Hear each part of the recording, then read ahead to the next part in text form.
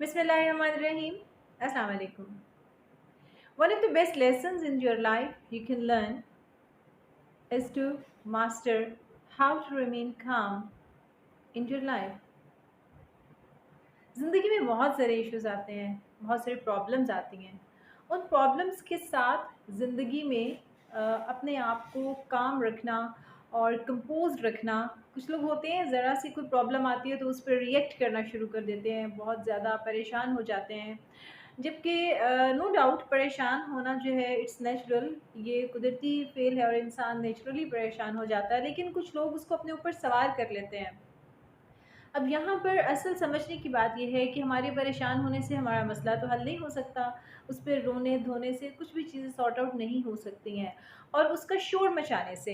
एक बात हमेशा याद रखिएगा, अगर आप अपनी परेशानी अपने तक महदूद नहीं रख सकते हैं और आप उसको किसी दूसरे के साथ, तीसरे के साथ, हर एक से शेयर करते चले जाते हैं, तो सिर्फ़ लोग आपको उस पे आप समझ लें कि बहुत कम होते हैं जो उसको सॉर्ट आउट करने वाले होते हैं, बल्कि ज़्यादातर वो होते हैं जो कि सिर्फ़ और सिर्फ़ आप को उसमें परेशान होता हुआ देखकर दे एन्जॉय द सिचुएशन।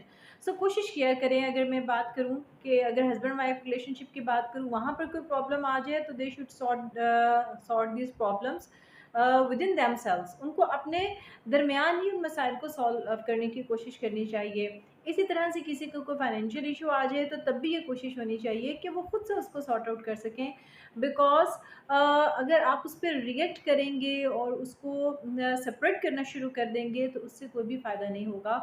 और फ़ौरी तौर पर किसी की बात सुन के उस पर रिएक्ट कर देना या किसी मसले में फँस जाना और उस पे फिर रिएक्ट करना और किसी का गुस्सा किसी पे उतारना जो है, इससे प्रॉब्लम क्रिएट होती है। सो कोशिश किया करें अपने आप को काम रखा करें और कंपोज़्ड रखा करें।